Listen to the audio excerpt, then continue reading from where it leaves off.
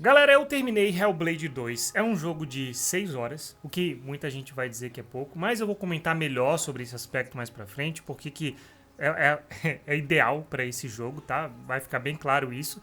E a minha ideia é essa, né? Pra você que não me conhece, sou Nery Neto, eu sou jornalista de tecnologia e especialista em Unreal Engine 5 para a criação de jogos, que é o motor gráfico utilizado nesse jogo, então tenho muita coisa da hora pra falar em relação a isso. É sem dúvida o principal jogo que a gente tem atualmente utilizando Unreal Engine, o mais recente, o que consegue mostrar o mais próximo de todo o potencial. Não tem como demonstrar todo o potencial do motográfico, mas enfim.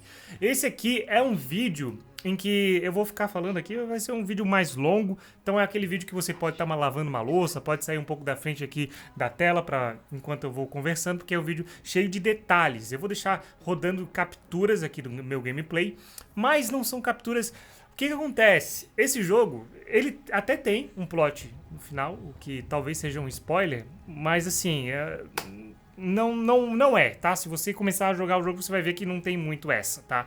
É uma história que não tem muito a ver com plot ou não plot, ou desvendar algo, não desvendar. É a questão da experiência do jogo, tá? Então, o primeiro aspecto que eu quero comentar é o aspecto do menu de gráficos. Eu quero começar falando sobre os gráficos desse jogo, porque muitas pessoas vêm aqui no canal, faço uns vídeos de vez em quando, mostrando gráficos muito realistas, fotorrealistas e tal, e o pessoal, nossa, mas eu nunca vi um jogo realista nesse nível.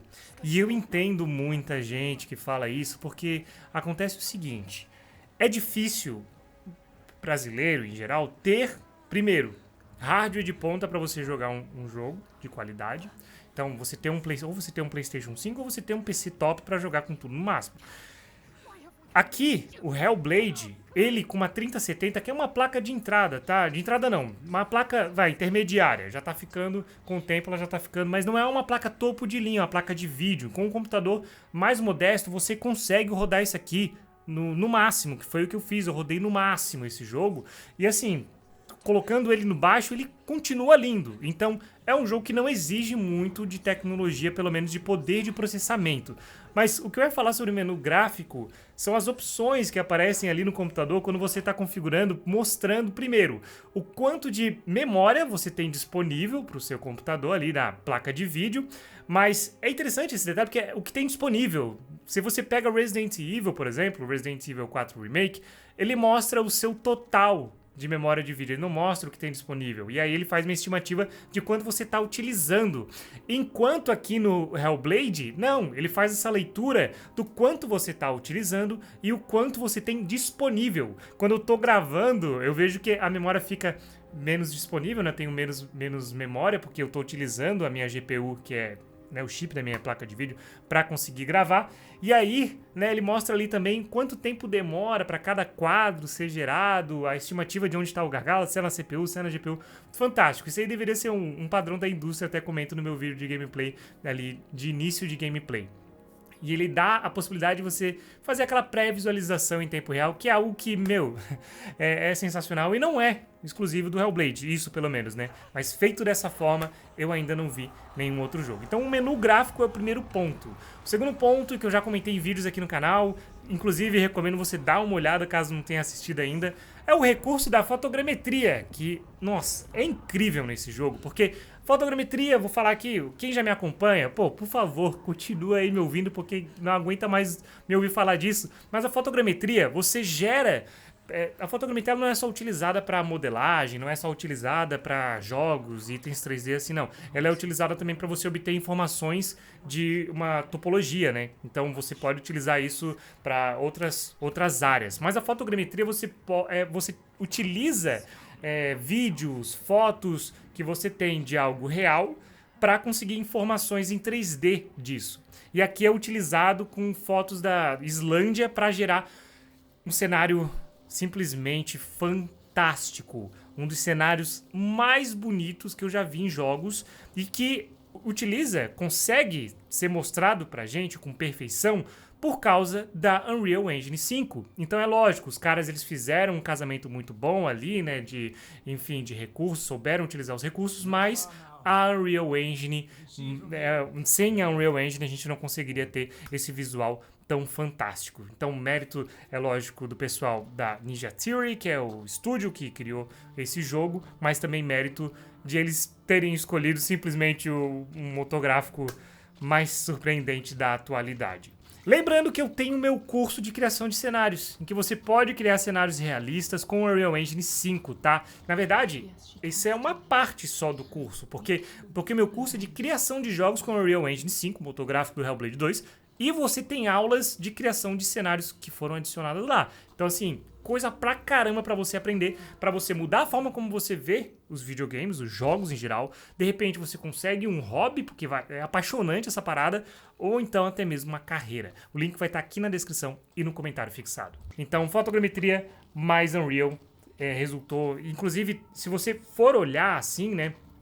O blend, ou seja, a transição, ali o casamento entre os objetos que são colocados no cenário e a landscape, o terreno, puxa, cara, ele é muito suave. E tem essa suavização, essa possibilidade de você fazer isso na Unreal Engine com perfeição, sensacional. Fora isso, a gente tem a tesselação, que é aquela técnica que adiciona mais polígonos, né, mais faces a um objeto 3D, e aí você tem mais... fica mais realista, fica bem mais realista. Então, aquelas pedrinhas no chão, aqueles detalhes. Não estou dizendo que todo o terreno utiliza tesselação, todos os objetos utilizam tesselação. Com certeza eles utilizaram uma mesclagem, porque a tesselação ela é pesada, mas é incrível ver. E aí muita gente fala, Unreal Engine é pesado.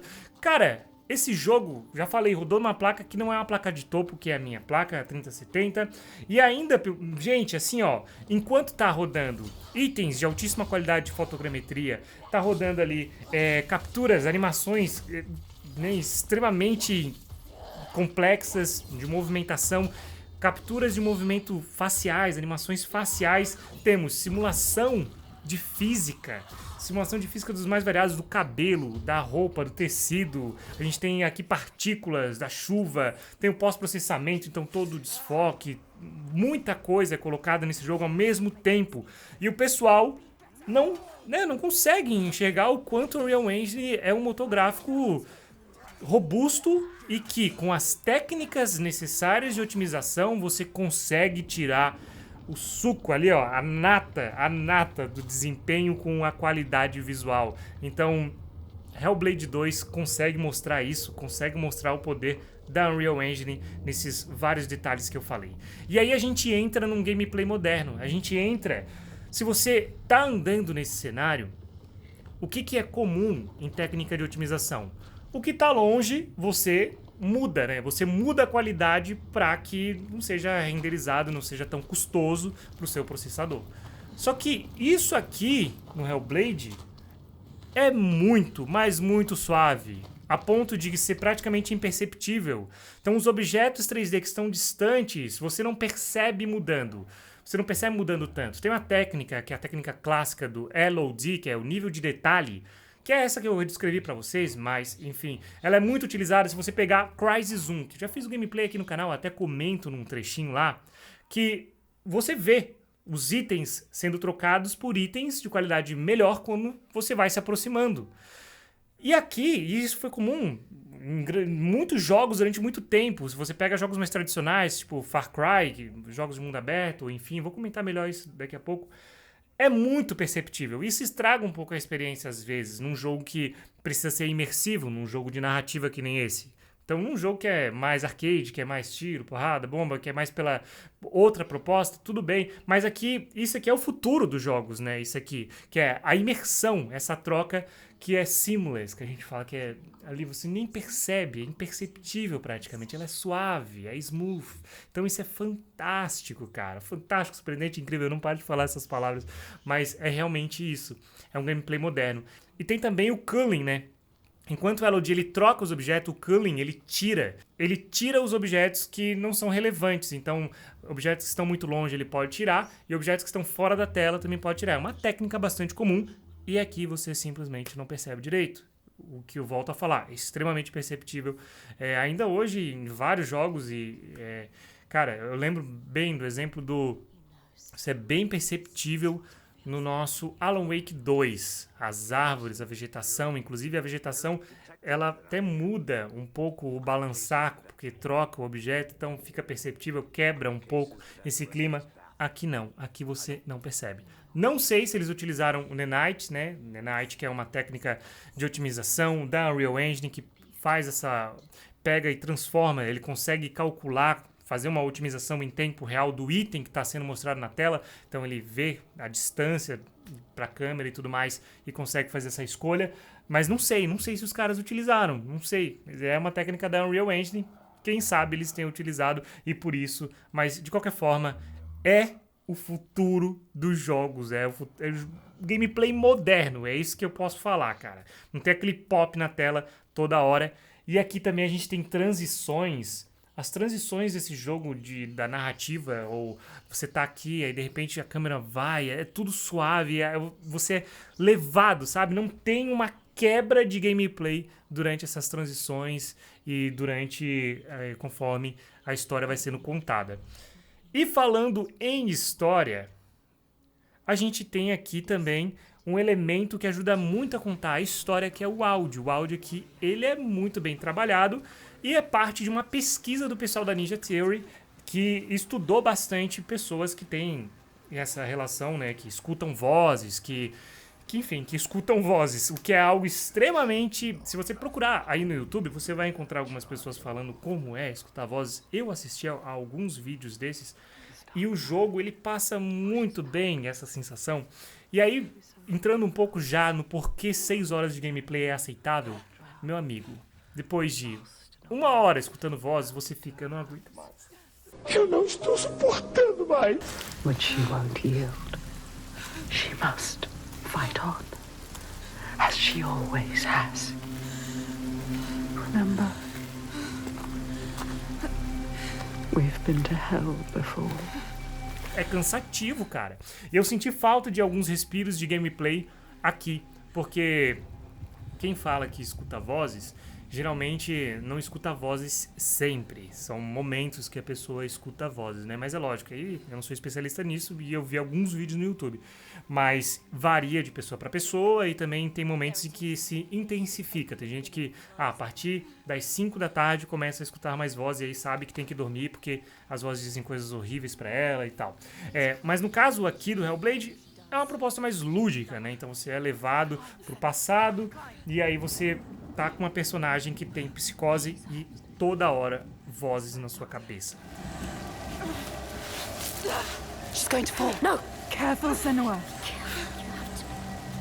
E foi passado muito bem com o fone de ouvido. É um jogo para você jogar sozinho, não é um jogo para você jogar acompanhado, e um dos motivos é a questão do fone de ouvido, e isso é fundamental para a história. E aí entra uma linha tênue, que é o seguinte, você não sabe, é a mesma coisa que o Hellblade 1, tá? Você não sabe se ela tá, é a imaginação dela ou se não é a imaginação dela, mas mais pro final do jogo a resposta fica um pouco mais clara, assim, e você, beleza, eu acho que eu entendi bem o que eles quiseram falar. Vou deixar pra vocês jogarem, porque tem umas falas no final, assim, que, ok. Basicamente resume tudo. Mas, e aí a gente tem aqui também, além da pesquisa do áudio, a gente tem uma pesquisa histórica, né? Eles pesquisaram muito os nórdicos e também ali tem os celtas, né? Que povos antigos daquela região que é uma região vulcânica e é uma região com clima complicado. Então os povos antigos, eles tinham uma relação muito mais intensa com a natureza e com os lugares onde eles viviam, e principalmente essa relação com vulcões. Então eles faziam sacrifícios e tal, e aí casa muito, de uma forma muito interessante, essa psicose da Senua, porque daí eles conseguem trabalhar o lúdico, a imaginação, e aí vai longe. Então, fantástico, eles conseguiram... É agoniante, mas eu confesso que assim, por mais que seja muito massa pra quem gosta de história, tá? Porque eu fui jogando e pesquisando várias coisas no celular pra casar e entender algumas coisas. Às vezes eu queria que fosse, talvez fosse mais legal, mas daí sou eu. Mais legal se fosse completamente lúdico, sei lá, God of War, por exemplo. Completamente lúdico. Ou então que fosse realista, sabe? Ou tipo, uma guerreira que perdeu o pai e a mãe, ela vai em busca de vingança e tal. Talvez isso fosse fosse mais interessante. E só pra pincelar aqui, pra quem não conhece a base da história, é essa, tá?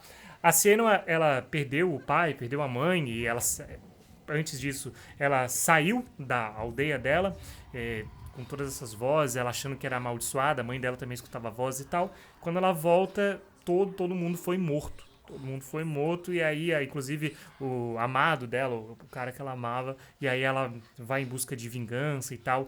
E aí, no segundo jogo, amarra muito bem com o primeiro, porque ela encontra quem massacrou a vila dela, e ela vai entendendo o que tem por trás. E aí, o aspecto histórico disso, pra quem gosta de história, é muito interessante, e você consegue aprender bastante sobre aquela região. E aí, pessoal, a gente tem uma questão que é a linearidade, que...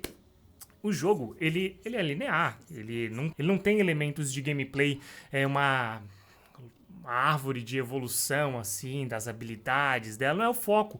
O foco aqui são gráficos de forma extremamente imersiva, áudio extremamente imersivo, e aí tem a captura, né, de movimentos e tudo mais pra te colocar nisso. Tem a pesquisa da psicose, tem a pesquisa da história, e é isso, é te colocar nesse ambiente no passado e na mente da Senua, ela lidando com o ego dela, as questões, a família, tudo. É isso. Não é sobre você ter várias habilidades, não é sobre você comandar. Não, é isso o jogo e pronto. É isso. Porque eu vejo que algumas pessoas falam assim, nossa, mas que legal, é um filme. Tá, mas e se for uma vibe de filme? Se eu gostar dessa vibe? Ah, mas que zoado. Tá bom, é o que eu gosto. E aí? Eu não sei por que... E outra, eu não entendo essa baboseira de briga entre estúdio. Cara, eu jogo o jogo que eu gosto. Tô nem aí. Tô nem aí com qual estúdio que fez o jogo. Ah, que palhaçada isso aí. Isso é uma palhaçada. E, assim... Então o jogo, ele é bastante linear. Você segue ali, inclusive, nem lembro de ter slots pra saves. Não é essa a proposta aqui, tá? Então, pra quem gosta desse tipo de jogo focado em narrativa, é isso. Se você não gosta, por que você vai ficar falando ô, seu lixo, você é criança agora? Coisa mais idiota. É a mesma coisa aquela galera que gosta de jogos que parece o Google Maps. Pô, o cara vai ver a Civilization, os jogos assim. Eu não gosto, mas daí eu vou chegar lá e vou falar ô, cara, para de se divertir aí. Para de gostar desse jogo aí que você gosta, seu lixo. Esse jogo é ruim aí, pô. Deixa o cara jogar, pô. O cara gosta. Então, acho que o legal de ter um vídeo de análise assim é você ver. Aí você... eu gosto? Ah, não gosto. Não gostei. Então, não. Então, por exemplo, se pra você um sistema de combate com evolução é fundamental, pô, tu não vai gostar do Hellblade. Porque os combates são ataque fraco, ataque mais forte, defesa... E o super, e o especial, que ela fica mais forte, e aí você consegue, é isso. Não espera mais que isso. Essa é a proposta. Você gosta disso? Vai. Se você consegue... É lógico que eu, por exemplo, eu gosto desse gameplay em que você tem essa evolução. Eu gosto de... Resident Evil, pra mim, é um dos jogos... Pô, é um dos jogos que eu mais gosto. Você vai ver, ele é maior. Mas a proposta é outra. Não tem personagens falando ali toda hora. Não tem vozes. Como é que eu vou aguentar? Não dá. Aqui, ó, 6 horas é a duração perfeita pra Hellblade. A história tá redondinha, cara. O fato de não ter evoluções, não pesa nada aqui, tá? Pra mim não pesou nada, porque a proposta do jogo é outra. Então, pra mim, isso ficou ótimo. Mas, só quero comentar um detalhe, um parênteses, que Hellblade, ele fez algo muito bem feito. Tem os Draugrs, que são tipo criaturas mortos-vivos lá dos nórdicos. E eles retrataram muito bem que, enfim, os vulcões são como portas de entrada ou de transição entre nosso plano e o inferno. E tem essas criaturas que às vezes saem. E também tem os gigantes e tal. E essas criaturas são mortos-vivos, só que, cara, ficou mas tão parecido com The Last of Us 2, até o uso do vermelho, cara, muito assim, ó. E aí eu fiquei pensando, tá, cara, isso aqui ficou extremamente bem feito, mas isso aqui é The Last of Us, cara. Isso aqui não é o Blade, cara. Sabe quando se inspiraram demais, assim? eu achei zoado, mesmo tendo sido feito de uma forma extremamente... Quebrou pra mim completamente o clima. Quem não jogou The Last of Us vai jogar essa parte e vai achar incrível. Então, voltando pra aquela, né? É bom? Cara, o gameplay é assim como eu te falei. Decepcionou nessa parte do The Last of Us. Eu acho que faltaram alguns respiros para as vozes. É intenso toda hora. O jogo ele é intenso toda hora. Se você pega The Last of Us ou God of War, que são jogos intensos, cara, eles dão um respiro, sabe? Tem aquele momentinho que você vai andando, pô, aqui não, cara, os momentinhos são muito curtinhos e as vozes estão toda hora ali, estão toda hora ali, estão toda hora ali, estão toda hora ali. Isso é cansativo. Não sei se foi a proposta deles, se isso tem relação com as pesquisas deles, mas é muito cansativo. É um jogo pesado pra você chegar depois do trabalho e às vezes você jogar. Então você tem que estar descansado e pegar no final de semana pra jogar. Mas ele é um jogo curto e bem redondo. E os aspectos técnicos são primorosos. Primorosos. Muito bom, muito bom. Então, com tudo isso que eu falei pra você, vai de você olhar e ver. Beleza, é um jogo que se encaixa com o estilo de jogo que eu gosto de jogar, não é? E aí você vê. Outro aspecto que pra mim foi bem mais de boa, eles acertaram muito mais, que pra mim podia não ter também, são os puzzles. Os puzzles estão menores, estão mais fáceis, estão menos irritantes. Do Hellblade 1 realmente, putz, cara, um saco. Tiveram vários que foram maçantes pra caramba. Aqui, como o jogo ele é bonito, e aí ele também no aspecto do cenário, cara, eles conseguiram, mesmo sendo um jogo dark, assim, escuro, eles conseguiram trabalhar bem as cores. Então, às vezes, você tá ali fazendo puzzle de forma mais relaxada e tal, sem tantas vozes nem nada, também ficou bem mais suave, bem melhor do que antes, tá? Essa é a minha análise técnica de Hellblade 2 Senua's Saga.